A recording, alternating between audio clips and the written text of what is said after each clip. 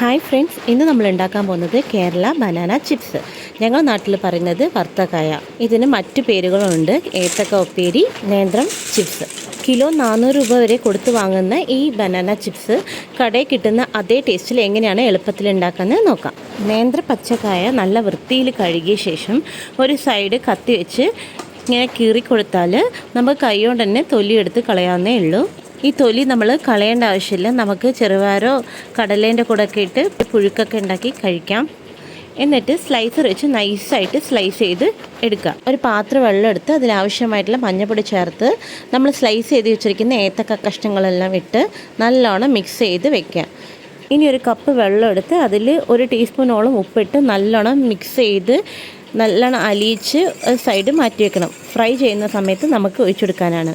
വെള്ളത്തിലിട്ട് ഏത്തക്ക സ്ലൈസ് ചെയ്ത കഷ്ണങ്ങളൊക്കെ നമുക്ക് ഒരു അരിപ്പയിലിട്ട് വെള്ളം വാർത്ത് എടുക്കണം. ഇനി നമ്മൾ ഒരു ചീഞ്ചട്ടിയിൽ ആവശ്യത്തിന് വെളിച്ചെണ്ണ ഒഴിച്ച് അതിൽ കുറച്ചായിട്ട് വറുത്ത് കോരി എടുക്കണം. വെളിച്ചെണ്ണയിലിടുന്നത് ഞാൻ വീഡിയോ എടുക്കാൻ മറന്നുപോയിട്ടാണ്, സോറി. വെളിച്ചെണ്ണയിലിട്ട ശേഷം ഒരു 1/4 വേവ് ആവുന്ന സമയത്ത് നമ്മൾ മാറ്റി വെച്ച ഉപ്പ് ലായനി കുറച്ച് ഒഴിച്ചു കൊടുക്കണം. അതും അടുത്ത് നിന്ന് ഒഴിക്കാൻ പാടില്ല, ദൂരെ നിന്ന് ഒഴിക്കണം. കാരണം അത് മേത്ത് തെറിക്കാൻ സാധ്യതയുണ്ട്.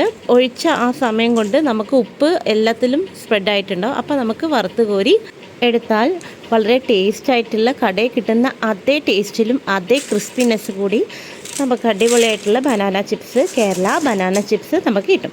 കുട്ടികൾക്കൊക്കെ ഈവനിങ് സ്നാക്കായിട്ട് ഉണ്ടാക്കി കൊടുത്ത് ജാറിൽ ഇട്ട് അടച്ചു വെച്ചാൽ നമുക്ക് എത്ര ദിവസം വേണമെങ്കിലും ഇരുന്ന് കഴിക്കാവുന്നേ ഉള്ളൂ. എളുപ്പമാണ്, എല്ലാവരും ട്രൈ ചെയ്യണം. വീണ്ടും നല്ലൊരു റെസിപ്പിയായിട്ട്, ഈസി റെസിപ്പിയായിട്ട് തിരിച്ചു വരാം. നമ്മുടെ ചാനൽ സബ്സ്ക്രൈബ് ചെയ്യണം, ലൈക്ക് ചെയ്യണം, ഷെയർ ചെയ്യണം.